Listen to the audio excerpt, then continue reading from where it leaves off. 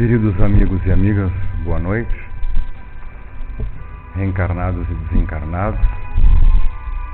Para que possamos aproveitar ao máximo esse momento, somos convidados a realizarmos uma prece em conjunto, dizendo: Pai, muito obrigado por mais essa oportunidade de aqui estarmos todos reunidos, sob a assistência dos benfeitores espirituais que te representam nesse momento.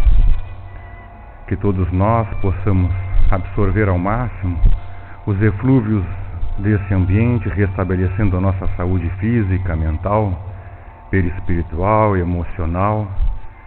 Que nossa capacidade de raciocínio seja ampliada, a fim de que possamos compreender com mais profundidade os ensinamentos do nosso Mestre Jesus.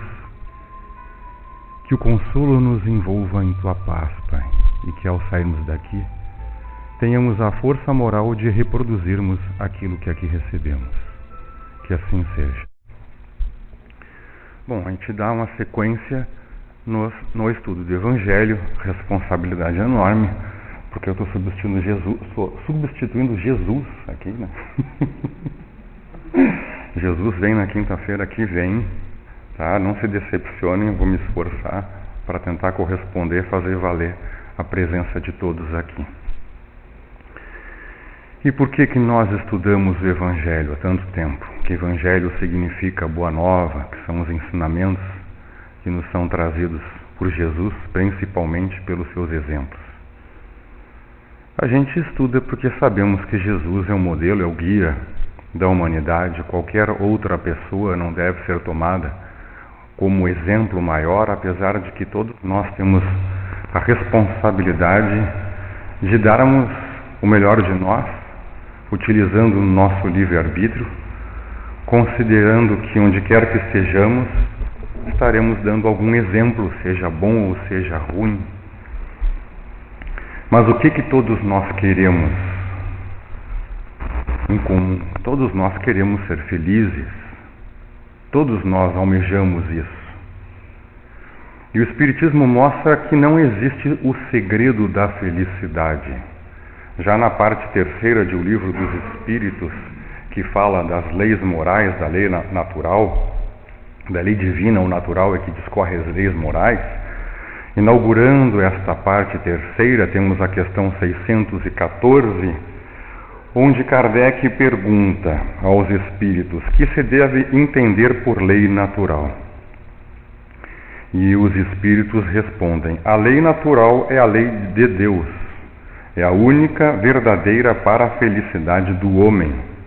Indica-lhe o que deve fazer ou deixar de fazer, e ele só é infeliz quando dela se afasta. Então a fórmula da felicidade é seguir a lei natural, compreender as leis morais, que esse capítulo discorre de maneira muito sucinta, que nós vamos ter lei de adoração, lei de trabalho, de conservação, de progresso, de sociedade, lei de destruição, lei de igualdade, lei de liberdade. E por fim, na 10ª lei, nós vamos ter uma lei que ela encerra todas elas, que ela por si só, se for bem cumprida, vai representar o cumprimento de todas as outras, que é a lei de amor, de justiça e caridade. E nesse título, amor, justiça e caridade, se a gente amar, simplesmente amar, nós já estaremos cumprindo todas as leis morais. Mas daí compreender como amar, será que a gente já sabe como amar? Será que a gente tem noção do que é amor? Porque nós somos muito equivocados com relação a isso. Nós vamos aprendendo aos poucos a amar. E a física quântica mesmo coloca que se eu quero ser amado, eu devo amar por uma questão natural de uma lei física. Eu irradio, aquilo que eu irradio é o que eu vou receber. Não dá para eu querer odiar e querer ganhar amor. Não existe isso. O nome disso aí é tirania. O nome disso. Que existe muito nos lares, né? Aqueles, como fala no Evangelho, aqueles que são temidos no lar. Eles querem ser respeitados. acima de tudo, e tratam com desdém, tratam com desrespeito, é óbvio que não serão amados, não tem como, né? E a gente vai se dedicando a compreender isso, e aí nós vemos a questão da transição planetária, a gente aí se assombra, porque os tempos são difíceis e vão piorar. A gente pensa, nossa, como é que eu vou amar num tempo desses? E aí nos confundimos, no meio de turbilhão de opiniões, de sugestões, de maus exemplos, a gente acaba se influenciando e esquecendo que nós não pertencemos a este mundo, até porque esse mundo não se destina às primeiras reencarnações. É um mundo de provas e expiações. Então nós somos ETs? Dá para considerar isso. A maioria de nós não reencarnou aqui, raramente primeiras reencarnações ocorreram aqui em tempos muito remotos. É um mundo de provas e expiações que avança para um mundo de regeneração. E às vezes as pessoas pensam, o mundo de regeneração vai ser uma maravilha. Não, é um mundo para refazimento. É tipo assim, eu estou saindo do cárcere, porque esse mundo é considerado uma penitenciária. E aí então nós vamos para um mundo onde nós vamos ter um refazimento. A gente sai da UTI, esperando que estejamos em condições mentais, porque muitos vão à loucura no mundo de provas e expiações por conta dos equívocos que tomam. Não porque seria desejável isso, mas a pessoa agrava tanto a sua situação que sai daqui na loucura. Então que saímos com sanidade, sairemos daqui com os nossos complexos, com as frustrações, com algumas tristezas, mágoas, mas já diluídas por conta do desejo de perseverar no bem. Aí então adentramos na regeneração. Se aqui é uma penitenciária, podemos considerar que no mundo de regeneração estaremos na condicional, porque todos nós teremos, simbolicamente, não teremos isso de verdade, simbolicamente, uma tornozeleira. Se a gente não praticar o bem, vamos para provas e expiações de novo. Nós estamos lá numa situação condicional. Lá a gente tem que praticar o bem. Aqui, se a gente não pratica o bem, ainda passa se eu não fiz o mal. Mas lá não praticar o bem já é fazer o mal. E a gente quer adentrar. E a gente já sabe que é lá, então, que num mundo de regeneração as coisas já ficam mais atenuadas, é um mundo mais justo, que as leis já evoluíram. E a nossa situação hoje é justamente para isso, no meio desse aparente caos, confluir as ideias num ideal comum e superior, a fim de que tudo se ajuste mais às leis divinas. Porque conforme os Espíritos disseram, é a única e verdadeira, a lei de Deus, essa lei divina e natural, é a única verdadeira para a felicidade. As nossas vão buscando alcançar isso aos poucos. Mas e é possível ser feliz aqui? É possível ser feliz aqui num sentido que eu coloco como degustação. A gente fica degustando felicidades, enquanto a gente vai se participando também de uma espécie de desgostação, né?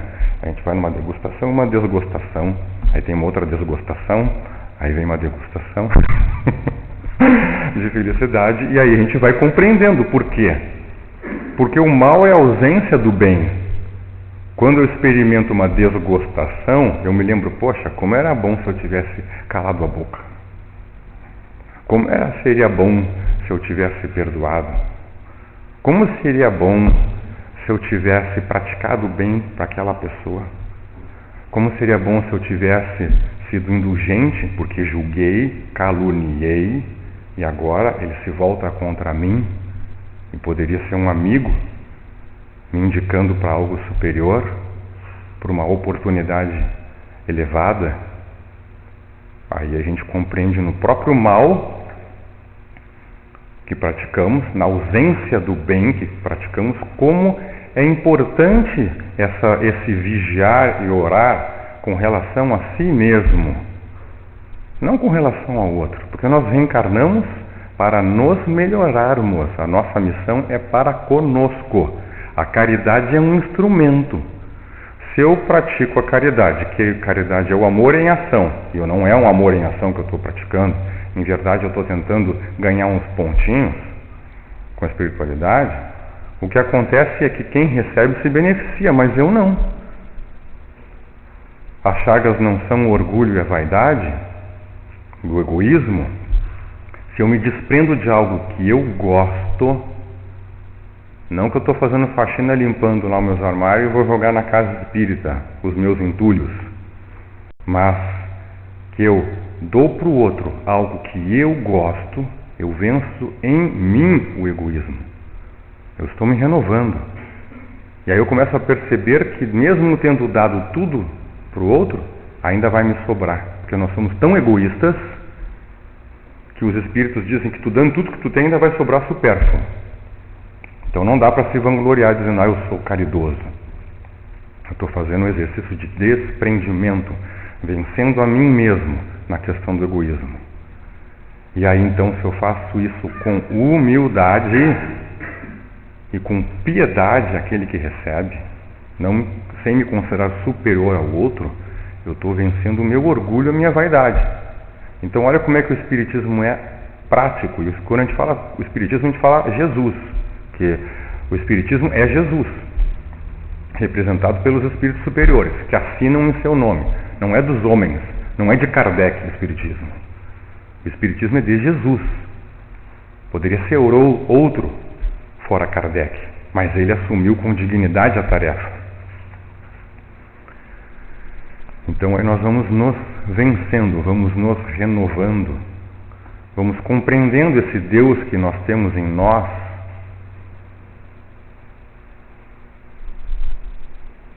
E aí então a gente fica pensando, o que falta em nós para praticar essas leis morais? Porque a gente já compreende, a gente já chegou até aqui e verificou. É certo que só existe uma maneira de ser feliz, que é sendo correto, e sendo correto é seguindo os exemplos que Jesus nos deu. Não sendo como Jesus, porque esse não é o propósito. Todos chegaremos à etapa angelical, mas não haverá um anjo igual ao outro.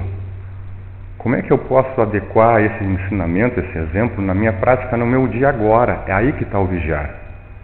Como é que eu posso ser útil agora? Qual é a diferença que eu posso fazer aqui, para os outros e para mim?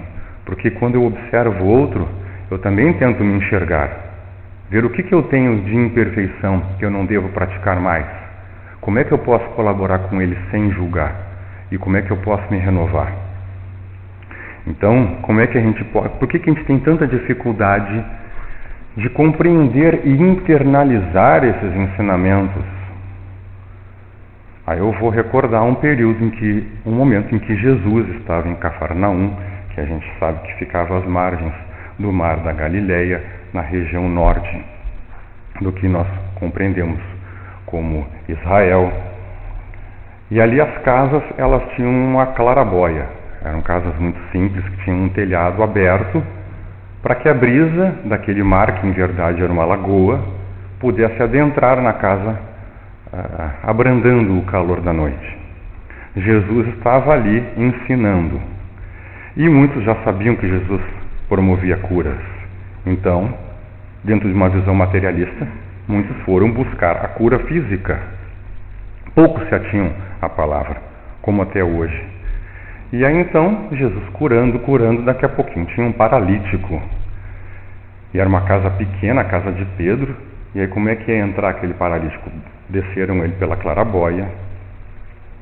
E aí então, ele solicitou a Jesus a sua cura. No final do dia, Pedro se regozijava. Mestre, quantas maravilhas o Senhor fez!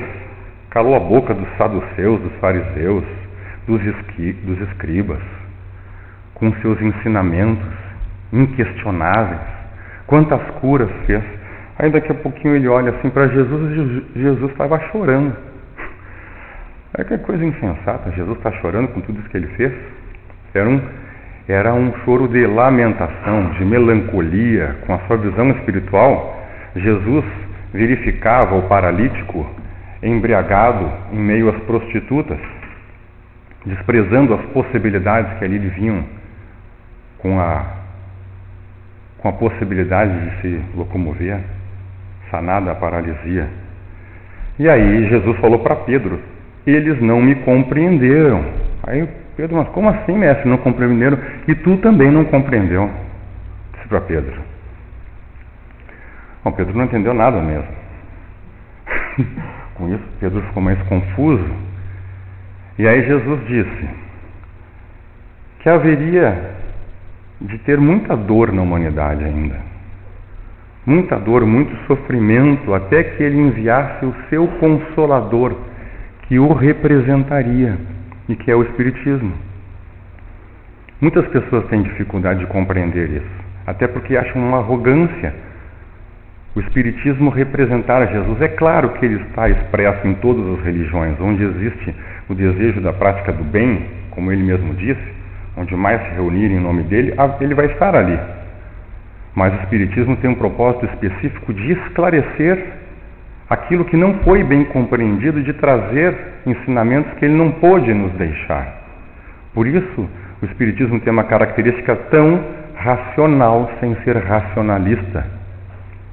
Friamente racionalista. E muitos espíritas se perdem nisso. Querem muito conteúdo. Muito conteúdo, muito conteúdo. E já aconteceu isso na época de Chico Xavier, quando diziam para ele assim: e aí, Chico, qual é a novidade? Porque ele psicografando mais de 400 obras durante a vida. E ele disse: a novidade é o Evangelho. E ele é a novidade para nós. Ele só vai ser atual quando a gente praticar. Ele ainda não é atual para nós.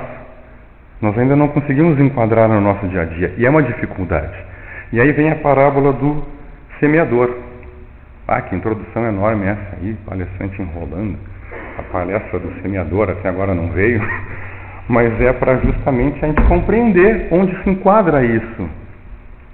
No capítulo Sede Perfeitos, no capítulo 17, nós temos ali a parábola do semeador. Eu gosto muito das parábolas, porque quando a gente não estuda, a gente olha e pensa assim: tá, e daí? O que tem a ver isso? Não tem nada a ver comigo essa história aí. Jesus está falando de uma situação lá no meio daquele povo que não tem nada a ver com a minha situação de hoje.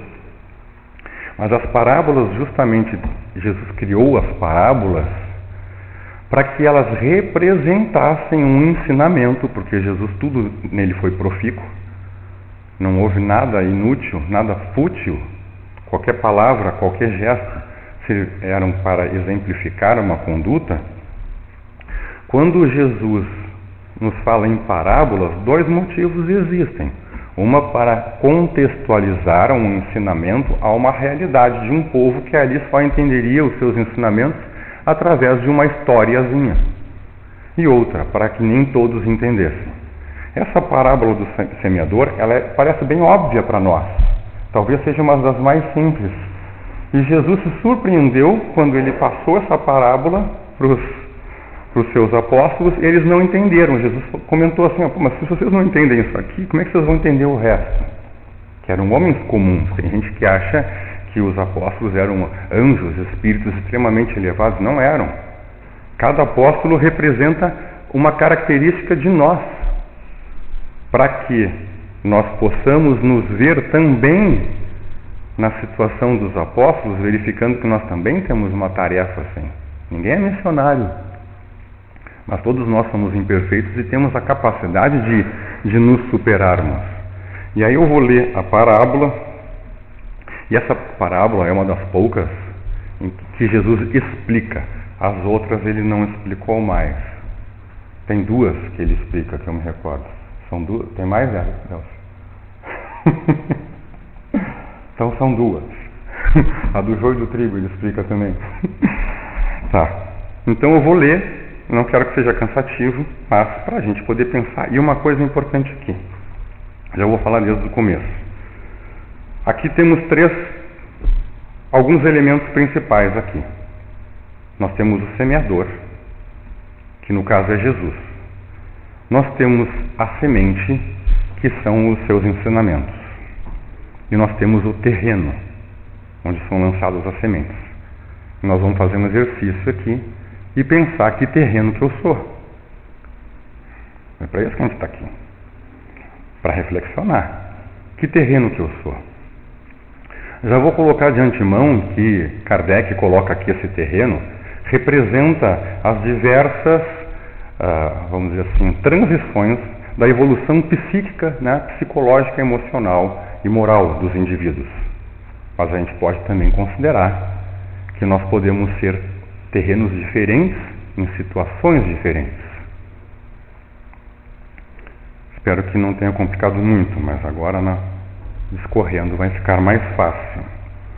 Então começa assim, que isso aqui está em Mateus, isso aqui está em 3 dos evangelistas citam essa parábola. Naquele mesmo dia, tendo saído de casa, Jesus sentou-se à borda do mar, em torno dele logo reuniu-se grande multidão. Pelo que entrou numa barca, onde sentou-se, permanecendo na margem todo o povo. Disse então muitas coisas por parábolas, falando-lhes assim: Aquele que semeia saiu a semear, e semeando, uma parte da semente caiu ao longo do caminho, e os pássaros do céu vieram e a comeram. Outra parte caiu em lugares pedregosos, onde não havia muita terra. As sementes logo brotaram, porque carecia de profundidade a terra onde haviam caído. Mas, levantando-se o sol, as queimou, e como não tinham raízes, secaram. Outra parte caiu entre espinheiros, e estes, crescendo, as abafaram. Outra, finalmente, caiu em terra boa e produziu frutos, dando algumas sementes, 100 por 1, outras 60 e outras 30. Ouça quem tem ouvidos de ouvir. Escutai, pois, vós outros, a parábola do semeador. Quem quer que escuta a palavra do reino e não lhe dá atenção, vem um espírito maligno e tira o que lhe fora semeado no coração. Esse é o que recebeu a semente ao longo do caminho. Então Jesus está falando assim, foi o semeador, pegou a semente, que é a boa nova, que é um ensinamento, e aquilo ali é lançado, vai ser semeado. Naquela época não se preparava o solo, então quem plantava ia jogando, estou jogando a semente, onde der deu. Umas sementes caem à margem do caminho. No caminho é onde as pessoas passam, acabam esmagando. Aí o que acontece? Não brota nada dali, vêm os pássaros e comem. Os pássaros não são culpados. Só estão ali porque a semente ficou de bobeira. O que acontece nesse terreno aí? É um terreno que, no caso, pessoas, onde não adianta nem tu mostrar o que existe de bom. A pessoa não acolhe. Não é assim, às vezes? Se diz algo de extremamente bom, de útil, e a pessoa mesmo, usando da razão, ela pega e não quer aquilo, refuta. Esse é o primeiro terreno que Jesus descreve. Não é o nosso caso aqui, porque nós já viemos aqui buscar uma informação. Já mostra um nível de evolução psicológica e emocional nossa maior. Aquele que recebe a semente em meio das pedras é o que escuta a palavra e o que a recebe com alegria no primeiro momento. Mas não tendo nele raízes, dura apenas algum tempo. Sobrevindo reveses e perseguições por causa da palavra, tira ele aí motivo de escândalo e queda. Então, como é que é esse terreno? Seria um terreno, talvez, de pedra, né? Talvez de um coração endurecido. Ouve, acha legal, se emociona, mas é fogo de palha. Não chega a criar raízes, porque as raízes se criam pela perseverança. A gente vai perseverando, aí vai criando raízes. Mas naquele solo não está preparado aquele terreno. Isso que nós temos que pensar também, como é que nós estamos preparando o nosso terreno. Porque se nós queremos ser felizes, a gente tem que preparar o nosso terreno. Senão a gente não vai compreender o que é felicidade. E o sofrimento vem nesse sentido às vezes. Sem o sofrimento, às vezes, a gente não sabe dar o valor ao que tem, às oportunidades. E às vezes, envolvido num sentimento de culpa, que geralmente é doentio, acaba por se martirizar pensando que a vida seria melhor se tivesse agido diferente do passado. enquanto que em verdade não preparando o próprio terreno, se tivesse acontecido aquelas coisas felizes de novo, iria pisar na oportunidade, iria pisotear nas possibilidades, como a semente que fica no caminho. Não é assim que a gente sofre e aí a gente vê como é bom um dia sem o sofrimento, o alívio que é, mas às vezes passa uma semana, 2, 3, 4 e aí aquele alívio já é esquecido e a pessoa volta a cometer os mesmos equívocos. Então esse é um coração endurecido, que se vale daquele ensinamento num momento bem curto, mas como não cria raízes na perseverança, acaba por perder as possibilidades dessa semente, que poderia germinar e poderia dar vários frutos, várias realizações, vamos pensar assim como frutos. E aí depois vem os espinheiros. Aquele que recebe a semente entre espinheiros é o que ouve a palavra, mas em quem logo os cuidados deste século e a ilusão das riquezas abafam aquela palavra e a tornam infrutífera. O que são os espinheiros? São as tentações que nós temos, as distrações, as alienações,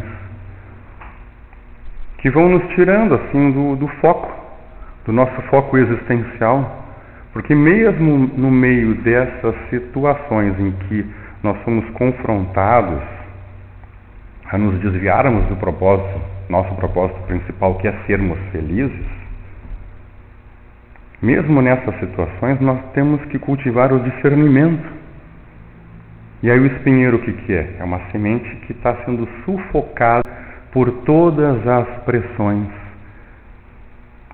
sociais, culturais. E hoje isso é muito forte. A gente vê isso muito forte. Nas notícias, na repercussão, na maneira como as pessoas transmitem as notícias, as ocorrências do dia a dia. Aí fica aquela sensação de pessimismo. E aí então a pessoa, dá um exemplo só na notícia. A pessoa já no café da manhã já ouve uma notícia. Eu tinha o hábito de ouvir notícia de manhã, para ver que coisa indigesta. Então ouvi a notícia de manhã. Aí a pessoa já olha aquele monte de atrocidades, coisas que eu não vou resolver, mas que geram indignação, geram medo, geram revolta. Aí daqui a pouquinho alguém já vem com uma nova notícia e a gente se enche de pessimismo. Como é que eu posso verificar as oportunidades felizes que se apresentam na minha vida se eu já me envolvo num campo irradiativo de desgosto, de desprazer, de desesperança que eu mesmo estou criando? Porque onde quer que eu vá, eu estarei dentro da minha psicosfera. Que a minha psicosfera é o ambiente, é o fluido cósmico universal que me envolve e que é impregnado por aquilo que eu irradio. Sabe aquela historinha que tem assim do cara que carrega uma nuvem negra na cabeça? É mais ou menos isso. Ninguém vai limpar aquilo ali. Aí ele vem na casa espírita, vou tomar um passo lá, vou fazer um descarrego lá na casa, vou limpar. Ele vem, que uns são chamados de papapasses, né? Porque eles vão numa casa espírita num dia, vão na outro dia na outra casa e vão numa outra casa no outro dia, mas eles continuam se retroalimentando de tudo que é deletério. Então como é que eu posso me encher de ânimo, de esperança, de motivação, de coragem, se eu mesmo me coloco para baixo? Isso é física quântica também. Aí vão dizer, mas tu está te alienando do mundo. Não.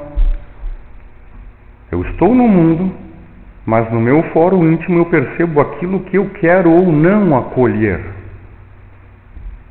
É que nem dizer assim, que alguém me tira a paciência. Como que alguém pode me tirar a paciência se a paciência é minha?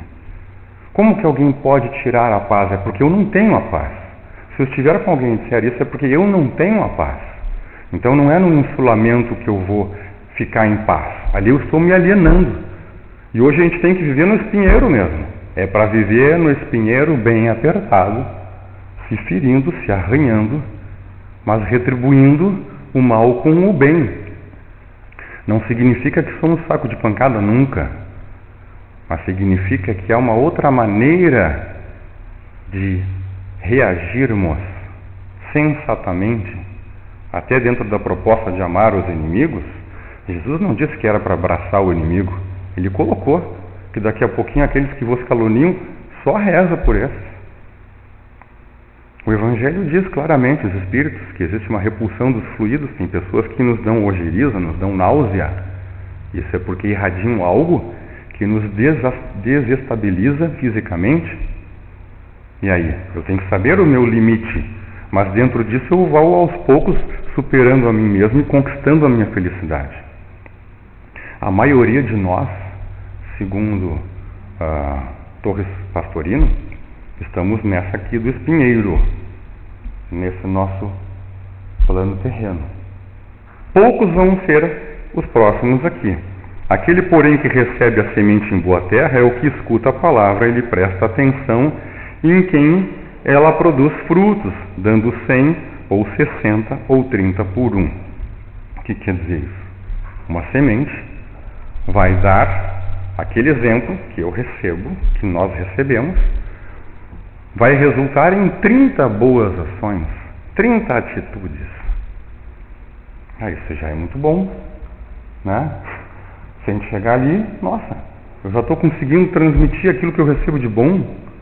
30, isso é bastante para a nossa humanidade. Já seria praticamente quase um regeneração. A regeneração chegaria no 60 por 1, já chegou mais da metade, né? Então já está vencendo a si mesmo. Já não é bom ainda, mas está treinando. E esse é o nosso objetivo, não é ser hipócrita. Jesus censurava os hipócritas. Eu tentar ser bonzinho não é ser hipócrita se eu faço isso conscientemente. Eu tenho vontade de esganar o outro, mas eu não. Vou ficar quieto, vou abraçar, vou perdoar, vou dar uma chance de diálogo. A gente treina de ser bonzinho conscientemente, não no verniz social que Kardec escrevia, um verniz social só para parecer bom para os outros, mas quando ninguém olha eu ajo diferente. Não, um esforço. Esse é um esforço. Eu quero me superar, eu não quero agir mais assim. Porque antes eu cometi o mal, agora, depois eu cometi o mal não tentando praticar o mal, depois eu começo a praticar o bem me esforçando a não fazer o mal, depois eu começo a fazer o bem naturalmente, e quando eu vejo eu estou fazendo o bem sem pensar o que eu estou fazendo. Eu não sei agir diferente. Esse é o nosso objetivo, né? Então nós temos aqueles depois que frutificam lá 60 por 1, um bom exemplo, uma semente dá 60, e aí então casos raríssimos, muito raros, onde vai dar 100 por 1. Vamos pensar no 30 por 1. Já é muita coisa.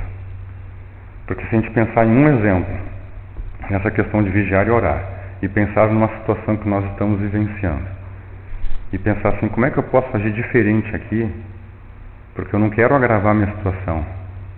Não estou nem pensando em ser bonzinho. Estou pensando, eu não quero agravar minha situação. Como é que eu posso fazer?